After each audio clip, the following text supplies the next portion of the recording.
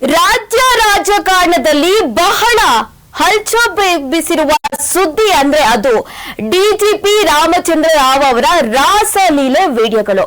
DGP ಒಂದ್ ಕಡೆ ಹೇಳ್ತಾರೆ ಇದು ಸುಳ್ಳು ಎಐ ವಿಡಿಯೋಗಳು ಅಂತ ಆರೋಪ ಮಾಡ್ತಾ ಇದ್ದಾರೆ.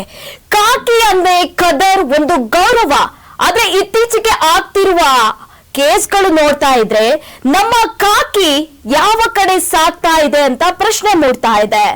ರಾಜ್ಯದ ಗೃಹ ಇಲಾಖೆಯಲ್ಲಿ ಸಾಲು ಸಾಲು ಎಡವಟ್ಟುಗಳಾಗ್ತಾ ಇದೆಯಾ? ಹಾಗಾದ್ರೆ ರಕ್ಷಣೆ ಕೊಡಬೇಕಾದ ಪೊಲೀಸರಿಗೆ ನರಭಕ್ಷಕರಾಗ್ತಾರ? ಹಾಗಾದ್ರೆ ಪೊಲೀಸ್ ಅಂದ್ರೆ ಒಂದು ಕದರ್, ಕಾಕಿ ಬಟ್ಟೆ ಅಂದ್ರೆ ಇನ್ನೊಂದು ಕದರ್. ಆದ್ರೆ ಇತ್ತೀಚೆಗೆ ಆಗ್ತಿರುವ ಘಟನೆಗಳು ನೋಡಿದ್ರೆ ಬಹಳ ಅನುಮಾನ ಮೂಡ್ತಾ ಇದೆ.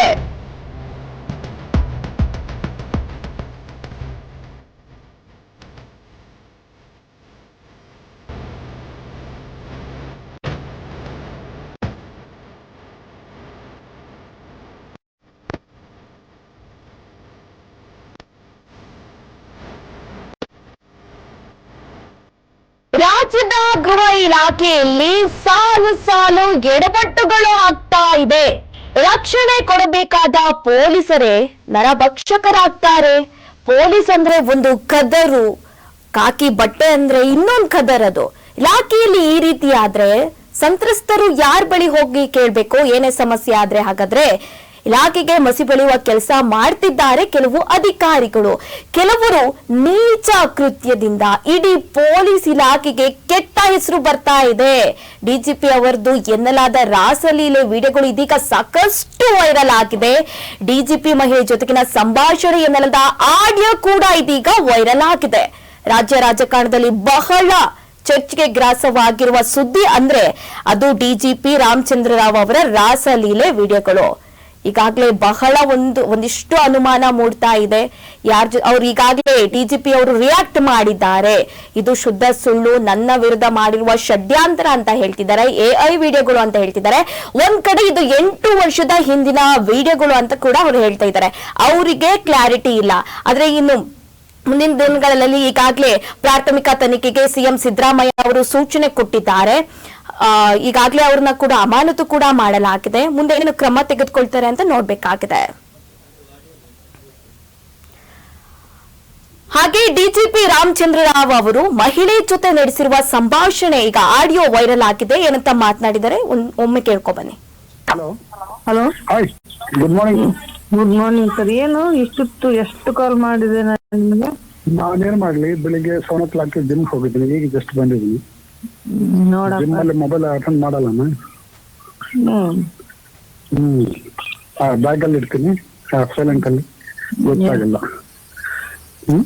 ಎಷ್ಟು ಕಾಲ್ ಮಾಡ್ತಾ ಇದ್ದೆ, ನಿಮ್ ಮಿಸ್ ಮಾಡ್ಕೋತಾ ಇದ್ದೆ. ಪ್ರಾಮಿಸ್ ನೀವೇ ಮಿಸ್ ಮಾಡ್ಕೊಳಲ್ಲ, ಏನಿಲ್ಲ. ಫ್ರೆಂಡ್ಸ್ ಸಿಕ್ಕಂದ್ರೆ ರಾತ್ರಿ 1 o'clock ನಿದ್ದೆನೇ ಮಾಡಿಲ್ಲ. ಅದೇನೇನು ಬರ್ತಾ ಇದೆ ಎಷ್ಟು ಸ್ವೀಟ್ ಆಗಿದೆ, ಪಾಲ್ಕಾವ್ ತಿಂದಂಗಿದೆ ಅಂತ ಅನ್ಸುತ್ತೆ. Sweet, very nice. ಎಷ್ಟು ಮಿಸ್ ಮಾಡ್ಕೊತಾ ಆ ಚೀಕ್ಸ್ ಕೆನೆ ಮಸ್ತ್ ಇದೆ. ಐಸ್ ಏನೋ ಹಂಗೆ ನೋಡ್ತೀವಿ, ಗಟ್ಟಿಗಳು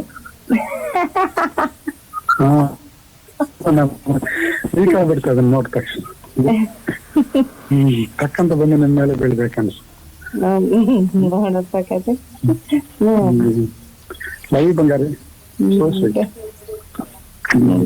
ಫೋನ್ ರಿಸೀವ್ ಬೇಜಾರಾಗ್ಬಿಡುತ್ತೆ ನಂಗೆ. ಏನ್ ಬಿಡ್ತದೆ, ಟಿಫಿನ್ ಎಲ್ಲ ಆಯ್ತಾ?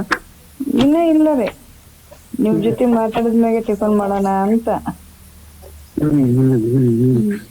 ನೋಡಪ್ಪ ಟಿಕೆ ಏನಂತ ಹೇಳ್ಬಾರ್ದು ಮತ್ತೆ. ಹಲೋ, ಹಲೋ ಹೇಳಿ. ಧಾರವಾಡ ಯಾವಾಗ ಶಿಫ್ಟಿಂಗ್? ಅದೇ ಧಾರವಾಡದಲ್ಲೇ ಈಗ ಇವಾಗ ಇದು ಮಾಡ್ತಾ ಇದ್ದೀವ್ರಿ, ಶಿಫ್ಟ್ ಮಾಡ್ಬೇಕಂತ. ಅದ್ರ ನಿಮ್ ಬಿಟ್ಟು ಹೋಗಕ್ ಮನ್ಸೇ ಬಿಡ್ತಾ ಇಲ್ಲ ನನಗಂತೂ. ಹೌದು ಬಂಗಾರಿ, ಸುಮ್ಮನೆ ಹಂಗೆ ಹೋಗ್ಬಿಟ್ಟು ನಮ್ ಗಂಟಲ್ಲಿ ಇಷ್ಟು ಕ್ಲೋಸ್ ಆಗ್ಬಿಟ್ಟು ತುಂಬಾ ಇದಾಗ್ತಾ ಇದೆ, ಬೇಜಾರ್ ಆಗ್ತಾ ಇದೆ.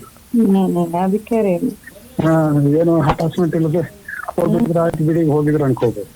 ನೋಡ್ರಿ ಇಷ್ಟೆಲ್ಲ ಪಪ್ಪಿಸ್ಕೊಟ್ಟು ಇದೆಲ್ಲ ಕೊಟ್ಟು ನಮ್ಗೆ ಬೇಕು, ನಮ್ ಭಾರತ ಬೇಕು, ನಮ್ ಬಂಗಾರಿಗೆ ಬೇಕು ಅಂತ ಅನ್ಸುತ್ತೆ. ನನಗೂ ಒಟ್ಟೆ ನಿಮ್ ಬಿಟ್ಟು ಹೋಗಕ್ ಆಗ್ತಾನೆ ಇಲ್ಲ. ಮತ್ತೆ ಇಲ್ಲ. ಡೈಲಿ ಬಂದು ನಿಮ್ ಜೊತೆ ಕೂತ್ಕೊಂಡೆ ನೀವು ನೋಡ್ತಾ ಮಾತಾಡ್ತಾ ಮುದ್ದು ಮಾಡ್ತಾ ಇದ್ರೆ ಎಷ್ಟು ಚೆನ್ನಾಗಿರ್ತದೆ, ಸ್ವೀಟ್ ಆಗಿ.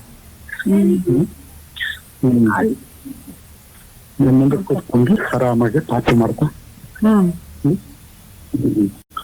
ಮುದ್ದು ಮಾಡ್ತಾ ನಮ್ ಕೈ ಮೇಲೆ ಕೂರ್ಸ್ಕೊಂಡು ಕೂರ್ಸ್ಕೊಂಡು ಮುದ್ದು ಮಾಡ್ತಾ ಅದೇ